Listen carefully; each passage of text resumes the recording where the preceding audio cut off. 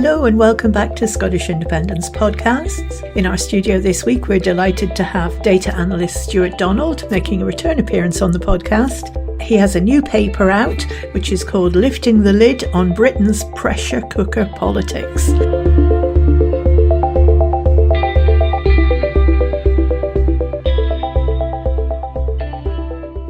So, Stuart, we've got you back again. Really pleased about that. We're going to be talking about your latest piece that you've written for the Compass Group. And I was thinking about when you've been on before. First time we had you on, it was about an earlier paper you wrote for them, the one that was called The Temper Trap. Yep. And that was about proportional representation compared to first past the post. So Fiona and I learned loads from you on that one. But in particular about, how proportional representation has the good effect of being able to temper, restrain the influence of populist far-right parties who could get in, who have representation, fine, but they don't have power in the same way that they might in first past the post. So now we've got you here, and I was thinking, well, we've got first past the post voting systems and the effect that has. Britain, well, it's England, but it will be Britain, given it's a Westminster election, seems to be on the verge of having a right-wing populist party getting in to be single-party majority at Westminster on something like maybe 30% of the vote. Yep. Which isn't that much different from what Labour's got at the moment. I suppose that's the point. At the same time, inequalities has created, anger,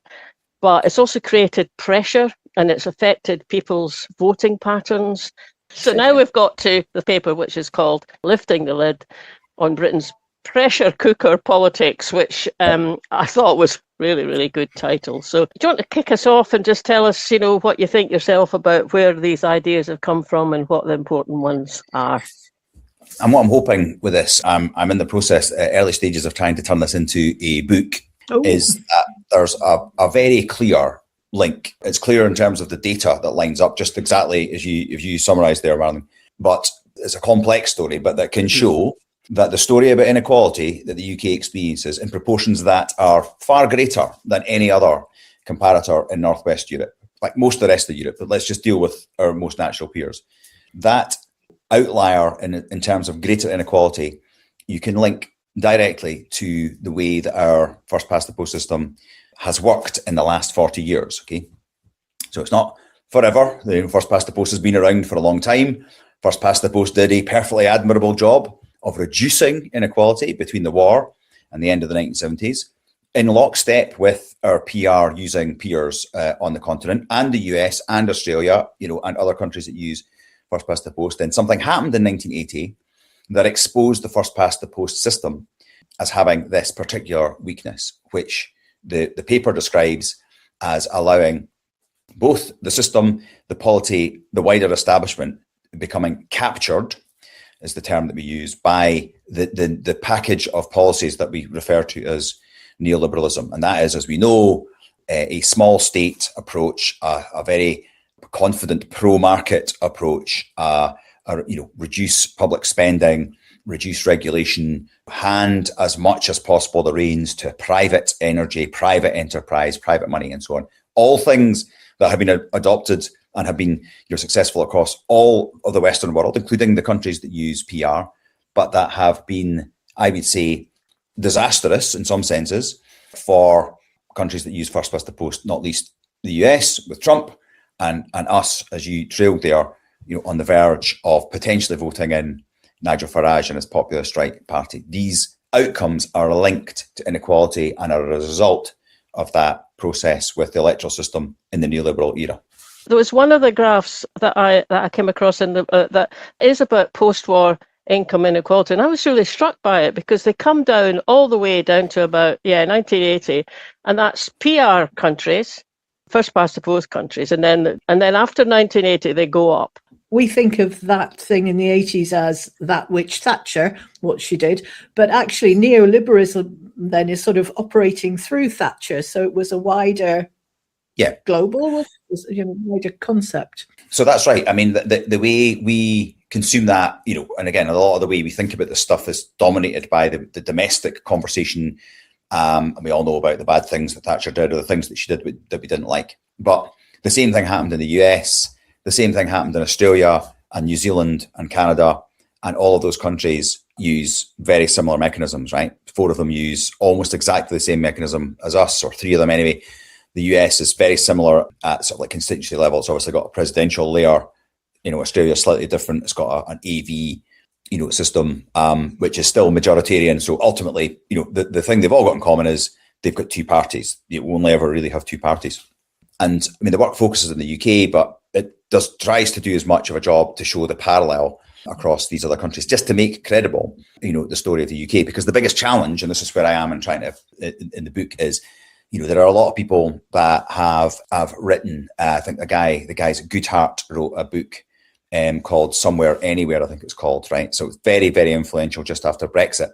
That was one of the most important pieces of work to seal or to make sense of the way that you'll remember the Unionist parties, so the Tory and the Labour Party, ended up, in a revisionist sense, explaining why Brexit happened. And that was simply that, Brits now, it's about identity, we're worried about immigration, we want more control over what happens in the UK. That's changed. It's no longer about left and right and class. This is the new culture. I've just always found it totally unsatisfactory. But that's it. I mean, we know that's still the case. That's still the sort of like the popular truth, the narrative that we've ended up with. Whereas what this stuff does, and this stuff explains, is, well, if you look at how the 2-party system has worked in the neoliberal era, when you look at the data that we've got in the UK on relative deprivation, so hugely detailed pieces of work that are done by the British government, I'm surprised they're still allowed to do it, given just how powerful it is, and that it shows just how predictable, when you look back, the various things that have happened are with the increase in deprivation. So I mean, one of my favourite stats is, and you can imagine how hard this was for the good guys in the Labour Party to deal with, right? So the Labour Party gets to power in the late 90s, as we know, and in 2004 there was a commission called the Barker report that was done on the housing need, right? So it concluded, unsurprisingly, that the British government Britain need to be building something like 150, 200,000 houses a year, every year, in order to just cope with demand, okay?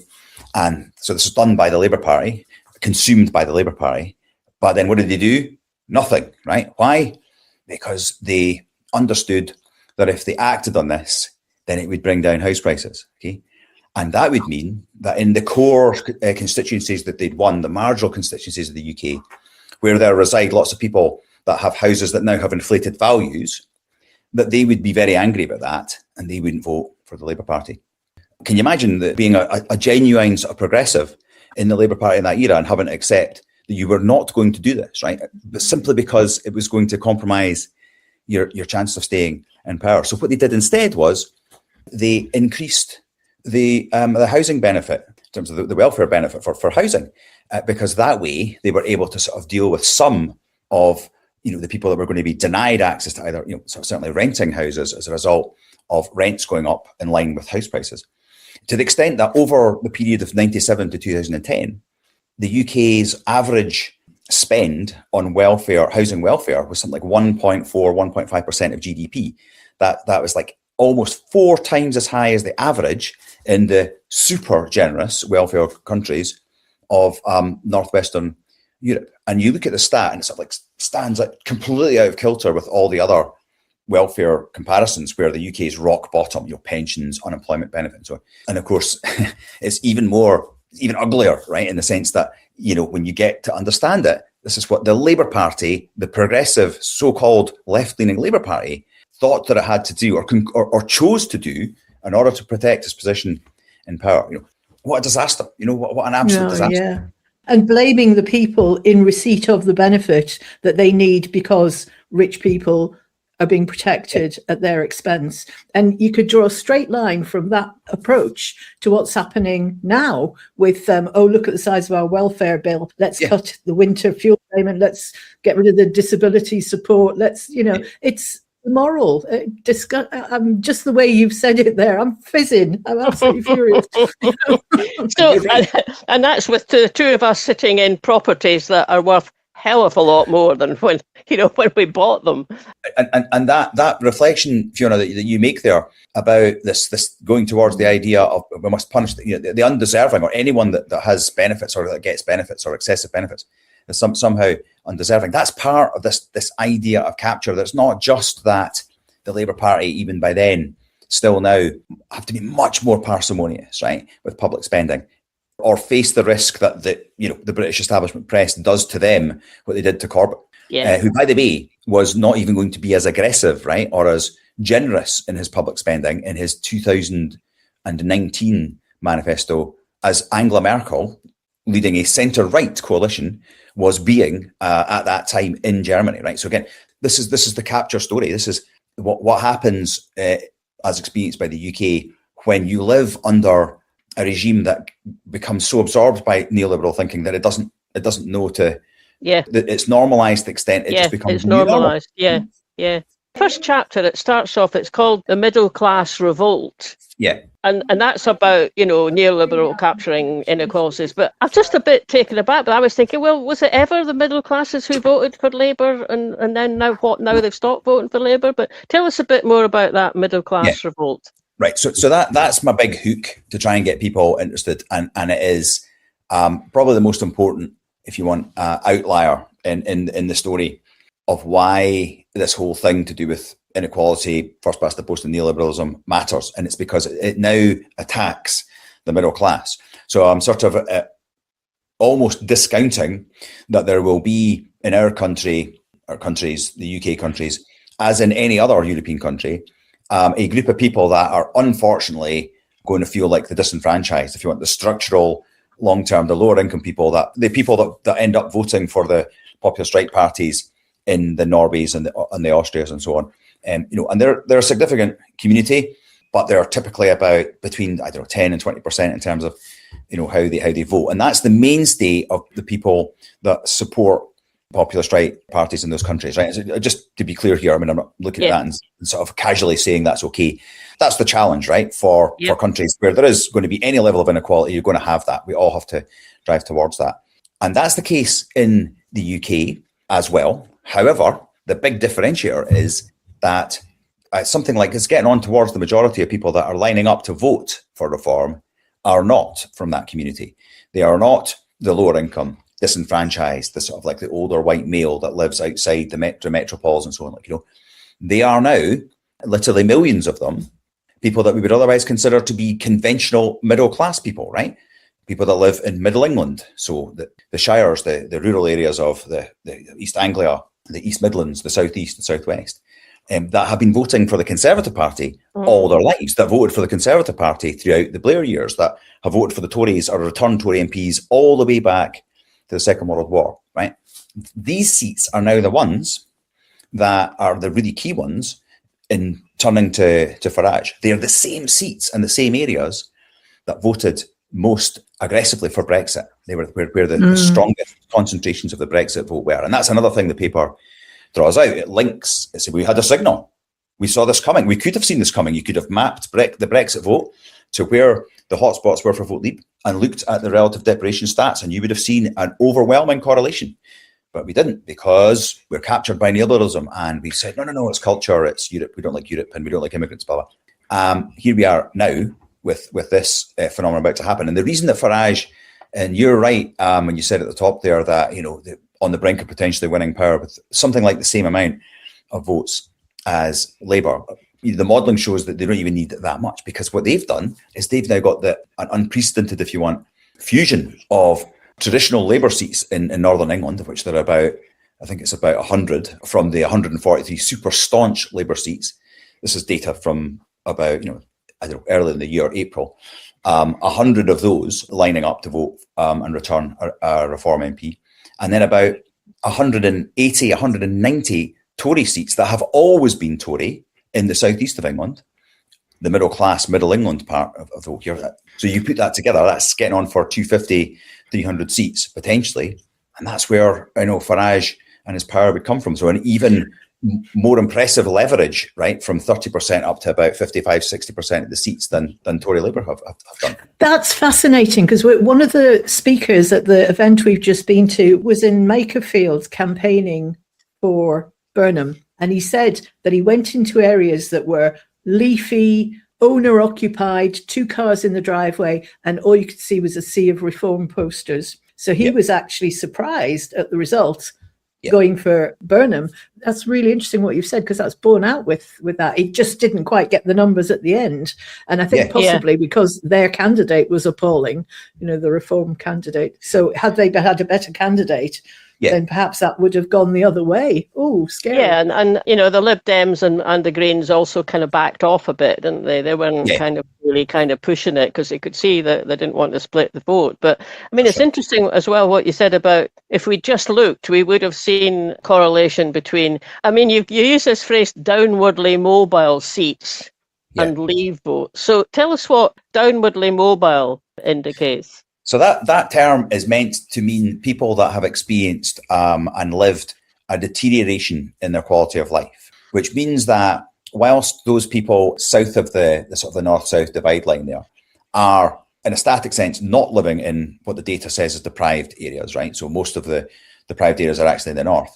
They're the people that have experienced a biggest change in relative deprivation. So arguably these people are hurting more, you could say, than maybe people that are just used or that are born into relative poverty. Not suggesting that makes it any better or worse, but in terms of a net experience, the way that our pal Danny Dorling writes about this and speaks about this, so 20, 30 years ago, these people were able to go to maybe Marbella or 2 weeks in somewhere like Spain or whatever on holiday. Sort of instances like that, they've lost post offices, their doctors much further away, they've closed schools. These are classically people that live in the areas that have been denied as a result of living in safe seats. The term safe seat necessarily means under first past the post that you don't need to bother about them as much as you do about the marginal ones, because they're sort of bagged, are they not? Well, they always have been until now, until what the polls are suggesting is going to happen, in 29, and to some extent we saw tremors of that in 24. And so 20 or 30 years then turbocharged by austerity, but it's not just about austerity. That's often it's quite irritating that people suggest that's the only thing that's happened. This has been incubating all the way since Thatcher. This is almost half a century of material underinvestment in public services, particularly in areas where the political parties, either Labour or Tory, knew they didn't have to bother. So the Tory party never bothered with the seats that will always return Labour voters. There's no political price to pay if you don't do that. And the interesting stuff that I'm trying to draw out, that article sort of touches on to some extent, is the importance of marginality. So this idea that under first past the post in our time, marginality is more important than need for the Tory and the Labour Party. Power is the most important thing, which is what Blair said and what Stammer said and achieved. Then marginality is more important than need. You look at any of these stats, how on earth could the Labour Party have come into power with the ridiculous heating payment cuts to the pensioners and so on? Now, how on earth could that have ever got anywhere? There's a lot of there are a number of dimensions that help just understand why the system actually has a lot to answer for. Yeah, is that the kind of effects and changes in perspective and emphasis from sort of particularly the Labour Party? Because you use this phrase, the orphaning of the have-nots, which is quite telling. I mean, it's quite a strong phrase to use. Is that the kind of thing you have in mind? So one of the things that I've been able to do with the deprivation data was I was able to actually sort of crystallise and show how the profile of the Labour vote changed between the sort of the successful Labour parties of the 70s and Blair.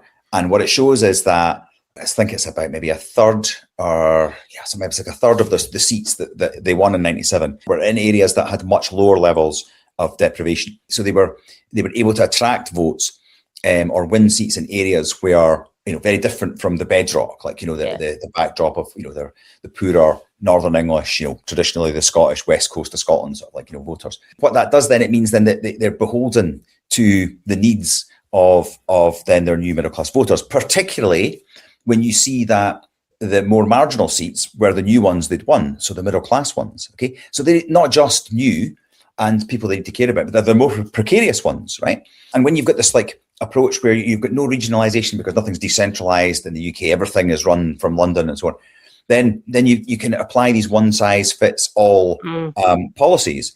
And, you know, it doesn't matter if through cutting benefits for unemployment or closing, you know, training schemes. That's another thing the Labour Party did, that the paper tracks.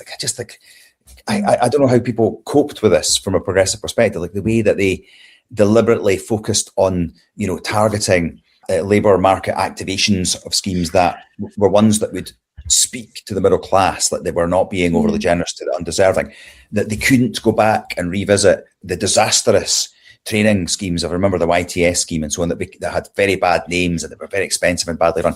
Meanwhile, in Sweden and Germany and the Netherlands, they've never gone away. They've always invested in training. They've always had a parallel commitment to different stratas of young people emerging. That all went. And of course, the dark hand of this, and there's a couple of academics that have written about it very compellingly and objectively, shows that this is the price of their staying in power. They had to move in this direction. You know, it's so ugly. You know? And if you remember, I mean, I don't remember myself consuming data like that, but what I do remember was constantly being reminded by the Labour Party that they were making the biggest public investment since the Second World War. And of course, the benchmark there was what the Tories had been doing. So great, it's true. You know, they are more generous than the Tories, but what sort of benchmark are the Tories? You know, here's your benchmark. Welfare, normal welfare in the rest of our continent, you know, and we are miles behind, despite the Labour Party clearly trying to accelerate it. But they're not going to tell you that they probably knew. I mean, someone must have known that they were still miles behind any of their peers, you know. Yeah, they're not going to tell us that. No context, really. Fiona, you've got a question. I have, and it's sort of three things that I'm wondering if they're linked.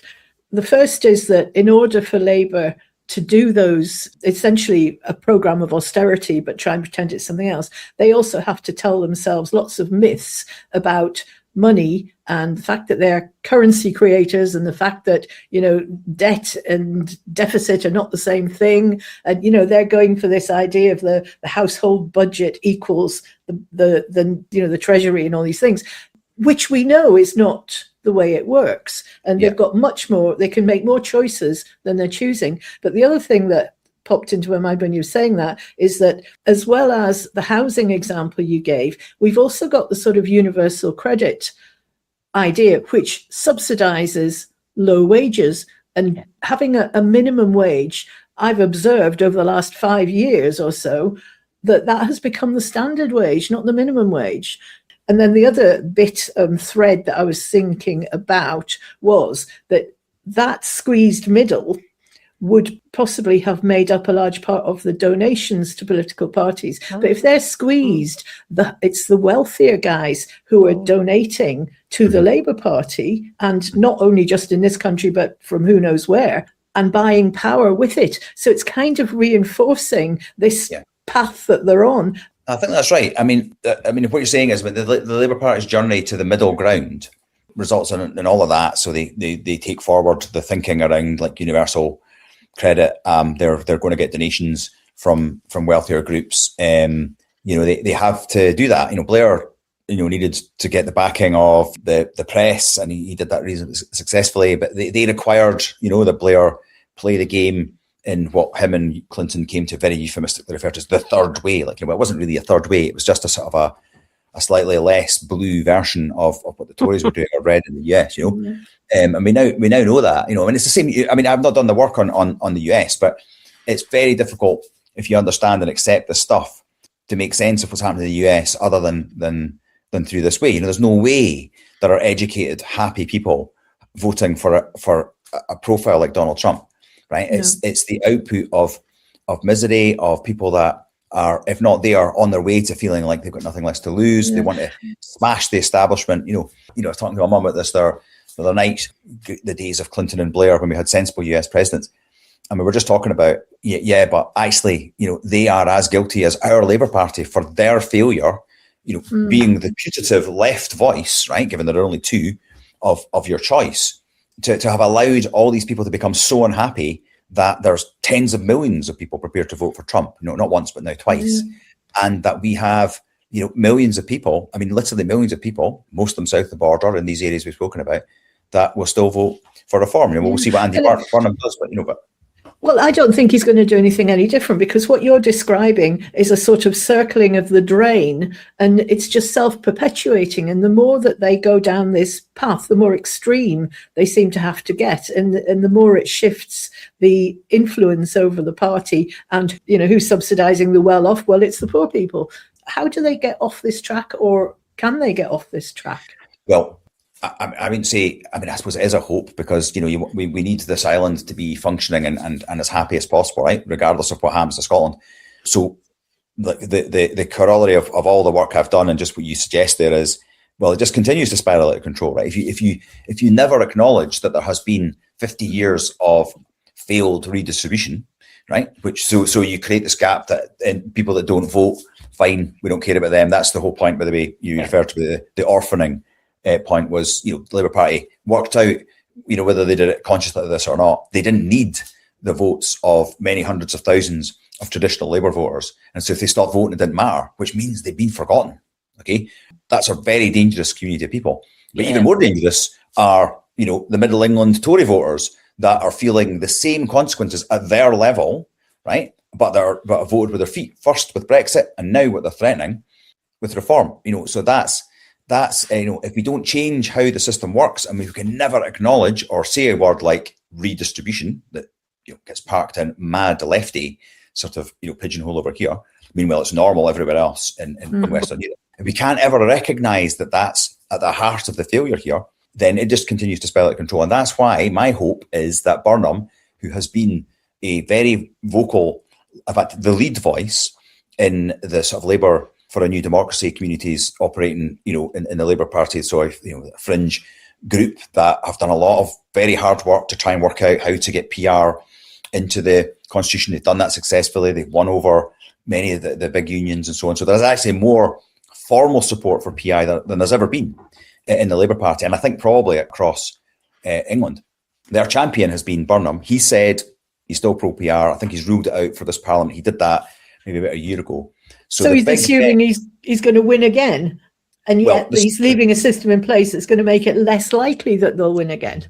I know, and so I've not read or been involved recently enough, but certainly relatively recently, including this year, there were paths that I worked out by that group and other sort of like pro-PR campaigners that we'd have traced to say, right, if we do this and we need a bill here and you need so much support there, that in this Parliament there was still time to get PR in. Yeah. I think he's saying, look, he needs to establish his credibility, assuming, you know, maybe I'm being sort of like romantically naive here, but just indulge me, right? He's saying, I need to get credible, which means I need a right leanings of Chancellor, so maybe that's going to be Wes Streeting. I need the markets to be calm and also the mad establishment press that are going to prime to say it's another Corbyn at any given moment. Get past that, get PR into the manifesto, win another election, and there, right, it would be your chance to get there. That's some job, okay? That's some path, you know, but that is your best hope, you know, which brings us back to Scotland, where, you know, we say, we're off. So, obviously, it is different in Scotland, but not completely different. Mm-hmm. I mean, we've got 20% of the Scots who vote, as we know now, for reform because they've just done it. But at least we've got a proportional system where that's not going to give them power. So we've got the orphaning of the have-nots, and partly because from Labour's point of view, it didn't matter whether they voted or not. I mean, that's just awful, really. But anyway, orphaning of them, that's a bit like something of Charles Dickens, isn't it? And then you also refer to the rebellion of the haves. And I think that's just interesting because it's one thing, like if you're a low-income family and in a deprived situation and you've never got out of that, that will create frustration, that could create anger, especially when you see other folk who are, you know, got a lot of money. So there's that kind of like being deprived and not having been upwardly mobile. But then the other people who have achieved some measure of affluence, or at least they're doing okay, they see themselves losing that and becoming, relatively speaking, downwardly mobile. Of course, that's also going to create resentment and anger. And that was a new one to me. I hadn't actually had that presented as an influence in this thing. So basically now we've got to those two things. I mean, other stuff as well, but those two things on top of first past the post, you get that creates pressure and then releases it. People are going to reform. That's it. Exactly. The real power for Farage is these two communities that never have been able to be, no one's managed to woo them both at the same time. The Tory and the Labour Party have always traded off their own backdrops, and then they fought over the marginals. This has always been the case. But before neoliberalism came along, before the marginal seats were dominated by people that had houses that had become so important to their financial well-being in the long term, right, that political parties are too scared to threaten the value of the houses because it will threaten whether they vote for them. So that's it. So what Farage has managed to do is marry up communities from both of these camps, which actually means that the ceiling on what he can do is pretty high. We've seen already polls that have said he could get a single party majority, but he doesn't need that. He'll get into bed with the Tories, who were already, as you will remember from the temper trap, Europe's most populist party, or more radical than any of the populist parties had been able to be in their respective governments when they got to power. So this idea that somehow they're tempered by the Tories. Look, what happened in Canada was that their Reform Party, which was the emergence of their super right-wing party, ended up gobbling up their old Tory party that had been, the legacy from the English Tory party. And then the settled state became Reform on the right. Okay? That's what I think is going to happen. People keep saying, two-party politics, that's done, Well, it is in the short term, but all history shows that over 200 years of first past the post is that the steady state, the end state is two parties, one way or another. And so, as most extreme for us, that's going to be the Greens versus Reform, although the Greens are not nearly as far away from the centre in the European sense as Reform are. Yeah.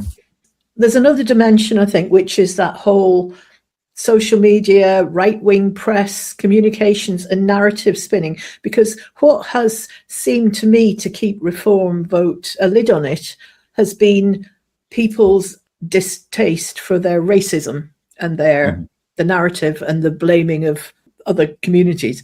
Are you thinking that you said there's quite a long way they can go? Is that because we're going to it's going to be normalized and we're going to become used to that as being an acceptable narrative, or is that still going to be able to keep a lid on it a bit? But I think there's already been massive erosion of that. If you think about 10 years ago, when you remember like Nigel Farage then, the idea even when Brexit happened that he could ever be the leader of a party that could have a single party majority like these massive ones the Tories and the Labours have achieved is anathema. I think it's already eroded and normalised to the extent, well, the post-decency world, this is maybe human nature. We're just blessed with the ability to adapt to more or less anything, right, including dark stuff. And people are saying, well, no one wants these people to be treated badly. We don't want super aggressive immigration controls and people that have to get visas treated badly. But it's happening, and we're sort of living with it, and we're sort of getting on with it. So that doesn't seem to matter now, does it? It's. And the other thing that is going to increase that, of course, is all the instability around the world, a lot of which we cause, and the climate emergency. So the pace of migration is going to go up. So the places they're going to go, that's going to sort of stir that pot. So I suppose we are going to have to either make a stand and change the narrative and come up with a better plan, which is all quite difficult, or I can see how it would push through that, which is a horrible thought. It is, isn't it? And it's not, as well as, the facts of that about climate change, and there is going to be massive movements of people. Parts of the planet are just not going to be habitable. I thought London was hardly habitable yesterday when I was walking from St Pancras along to Euston going, it's about 28 degrees. But the other thing is, yes, there's the facts of the climate change and the fact that, populations are going to have to move. But then Farage and Reform UK, it's not just that they're against immigration, like in the horrible way they are, but they're also mouthpieces for fossil fuel companies. Presumably they get money from them, and there has been a shift in that. 10 years back or something like that, there was general agreement. People might have been loath to actually act effectively, but it was general agreement that we had to move into a green, much more greener energy economy, and that's now Tories, but even parts of the Labour Party as well, saying, no, we can't do that yet. We'll just kick it down the path a bit. 2050 will be okay. Well, 2050, this planet will be fried if we go on the way we are. So there's that as well, that like they bring in that what was a very minimal anyway voice before, that we'd got past that point, even although we couldn't actually get global action on it, seems to have backed off. I mean, partly because Trump has gone in that direction too. Yeah. But it's interesting, I think, that Reform have copied that. Yeah, well, that's right. And I link that to this work sort of explains that to some extent, because the measure or the extent of frustration, just how unhappy people are seems to be stronger in the US and in the UK, if you accept Trump and you accept what's going to happen or what is happening with Reform. And again, this is back to one of the big differentiators, in the paper, is that in the PR countries, whilst there is this, and you can see it, there has always been neoliberalism in the PR countries. It's just been tempered. There has always been, people that don't want immigrants in these countries. There's always been strands of like fanatical nationalism, as we know. But all of this gets tempered by how the PR system works. And what that means is that you get fewer people that end up being disenfranchised and kicking against the machine and outside the tent. I think we spoke maybe one of the previous podcasts about one of the big distinctions between Brexit and our referendum was that, sadly, I think in our case, our middle class in Scotland were not so unhappy, although many of them were, even the no voters, they weren't so unhappy that they were prepared to kick against the machine and vote yes. The English middle class, however, and 9 million of them, right, living in, across the southern parts of England, were unhappy enough to vote for Brexit. And however we get sold that was, it's all to do with this stuff about control and immigration. It's nonsense, okay? The middle class does not vote against the establishment if it's happy, okay? Would be what the data tells you, right? Over the many decades of referenda and things like that. When this happens, then you've got a big problem. There's something happened that's changed the game. And I link just what you've described there. So the fact that people are supportive of these rebellious or anti-green ideas is a symptom of just this phenomenon. It's what I was referring to about Clinton and Obama and the so-called left in the US, like their hand in allowing all these people in the Rust Belt parts of the US to be labelled as racists because they complained about immigrants coming in. They needed to have done, with hindsight, a much better job of how to manage the requirement to bring in new people, to these countries, and they failed. And that's partly because of this capture phenomenon that I'm speaking about. Yeah, and that also is linked in with the falling birth rate and the aging populations in the developed world. That actually immigration is the solution to that right across Europe, pretty much, to keeping population stable. But the other thing that it strikes me just in what you're describing, the people who feel the pain of, will increasingly feel the pain of climate change in the way we're seeing already, is going to be the poor people, the ones in the substandard housing, the one who don't have, the means to mitigate it. Even buying a fan costs money. And the people who are going to be least affected are 6 homes offered. He can go and sail off on one of his yachts to somewhere cooler. But I do still think that the narrative that their money is going to burn the same as our money, except they won't be screaming, "We told you so, you moron," like we will be. That's the only sort of difference. Those kind of narratives just don't seem to appear with the strength that they need to shake some of these lazy beliefs that you can just point at somebody worse off than you and it's their fault. But I think you can say, what happens when you unleash individualism in sort of a completely uncontrolled manner. I was in South Africa 2 years ago visiting my brother-in-law. My mum and I stayed in this rented apartment that was in a part of Pretoria, behind a huge fence that had an electric fence around the top. And to get into that, you had to get through this gated sort of community bit that had a 24-hour guard there. That had to open the store, unlock and open the store before you could get in. What on earth are these people so terrified about? Well, here's what the inequality is so high there, and it's obviously the UK is never going to get here, but it's this trajectory. That's where we're going. If you let individualism take its own course, then you've got such a bifurcation of have and have-nots. This is where you end up. And the offered example you give there is just a classic example of, people, and there are thousands of them that are wealthy enough to be able, to do that. He's been a successful guy, he's done well, let's have a go at some politics.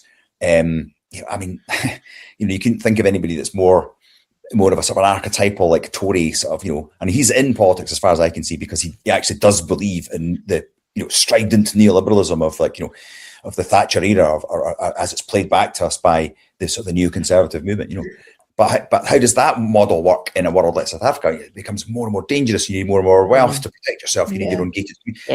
So it's the road to hell. We need not to have lost sight of the importance of certain things collective. So if we move on to thinking about Scotland now, we've just had an election. I forget what the actual percentage of votes Reform UK, if we think about just a list vote, but it seemed to me it was about equivalent to what populist right-wing parties get in Europe, 20-25%, something like that. And okay, that can be contained within Holyrood because it's a proportional setup. But I mean, I think it's interesting in Holyrood just now because people, other MSPs from other parties, are not holding back on telling the Reform people just what they think about stuff that's coming out, that's comments in the newspapers. And I saw a clip with, it was a Labour MP, and he was furious. I mean, you could see him; he was furious, and he was having Daniel a go. Johnson. Yes, that's right. And he was having a go at Kerr and offered about the language that had been used that then kicks off, and you end up with the kind of thing that happened in Northern Ireland, but maybe also what happened in Edinburgh a few days ago. So, and he was furious, actually. I thought, well, good on you, mate, because that's the kind of thing it needs doing. So anyway, we've had this election. Wherever we are, we're probably maybe not at the same stage as the Reform support has got down south, but are we still on that trajectory?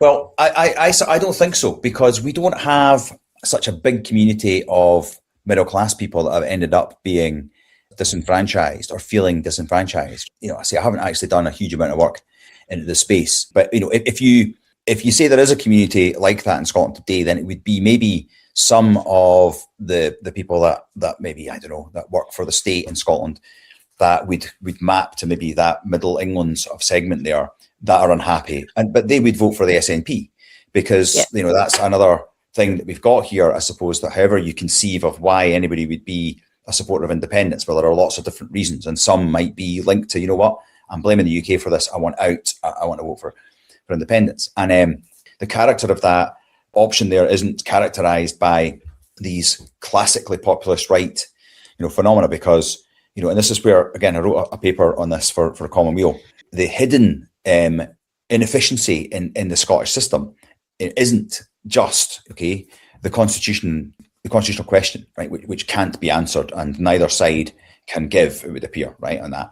There's another one, and that's that because of the neoliberal capture in the UK, the British parties are not able to offer conventional progressive solutions to the Scottish people, right? So there'd be one in particular that would ordinarily do that, right? If it was a real centre-left party, it would be the Labour Party, But they can't, because if they do that, then their English colleagues down the road go, wait a minute, what's going up there? We can't have this generosity in Scotland. We'll be asked for the same down here, and then the middle class won't vote for us. Or the other way around, that the establishment press sees the Labour Party being profligate with respect to the undeserving in Scotland and says, look at the Labour Party, just what we always suspected, loose with the public purse, so they won't do it. Now, they have echoed or they've mirrored some of the SNP policies, right?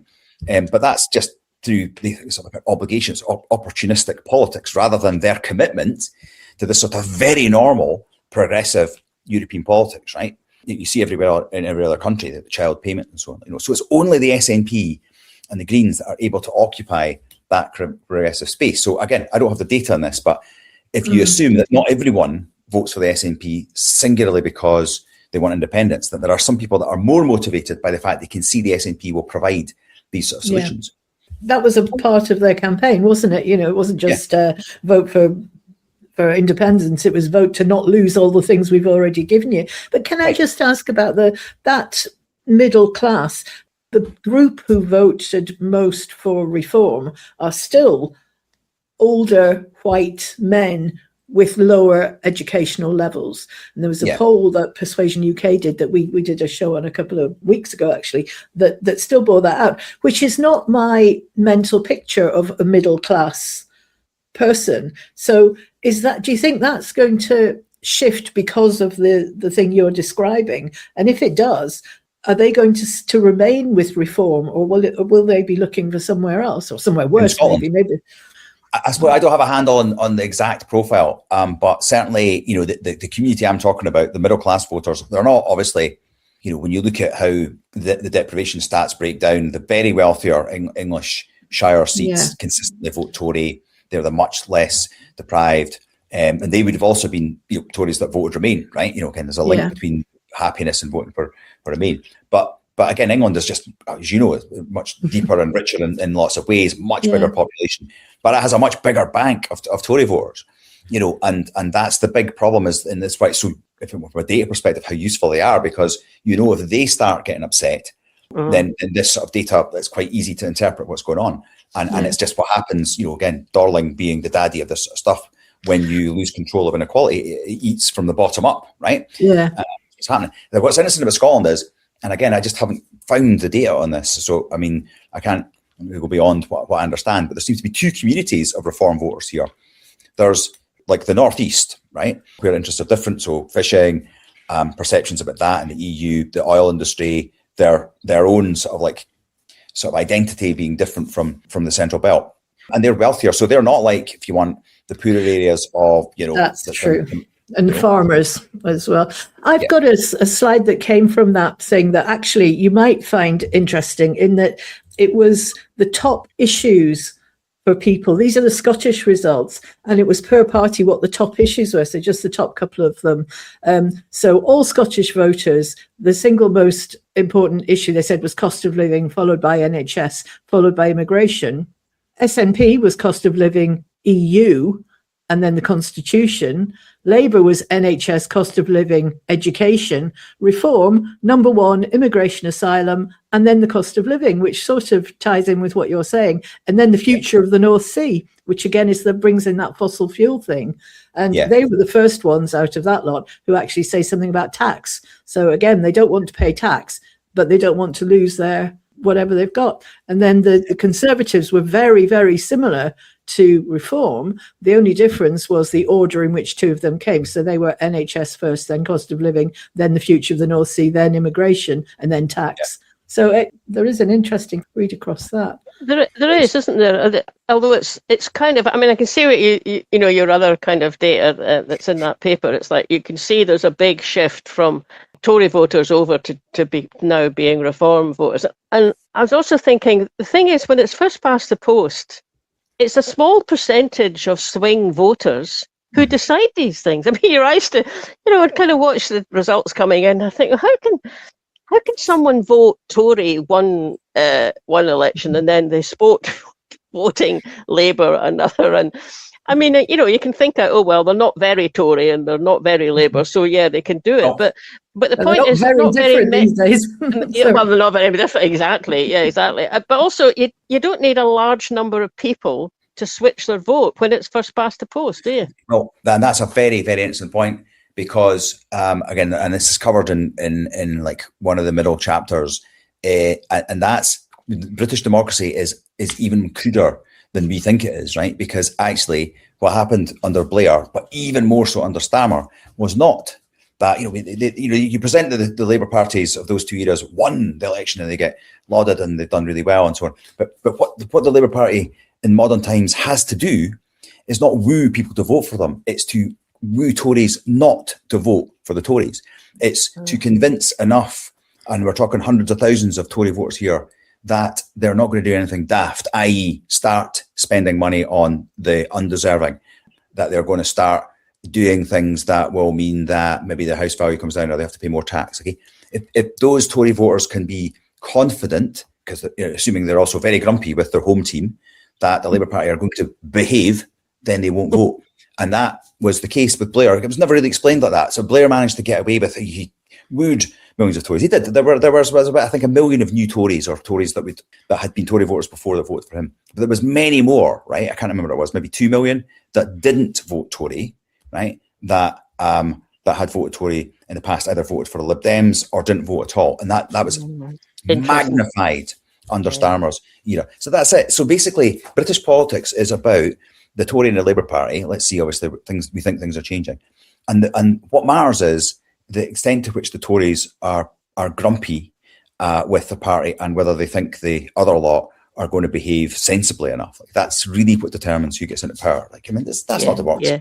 You've got 6 or 7 different parties in the mix as well. It's just going to exaggerate the brokenness of that first past the post. Yeah. The last chapter in the paper in the Lifting the Lid is, it's called Conclusion.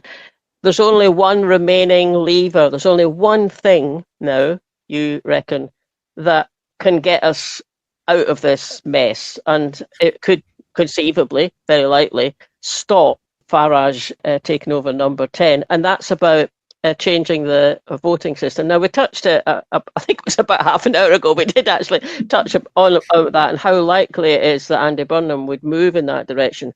But just to finish off, because that's the strong conclusion, isn't it? If we don't change the voting system for Westminster, but hopefully also for English local authority councils, I mean, all over, I mean, that as well, then we're marching down that road to hell, as it were. So do you want to say just something about that, just to finish things off?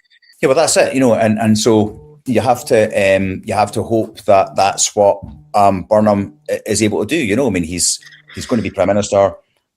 He's going to have to convince his political opponents that he's not going to be reckless, right, or he'll fail very quickly.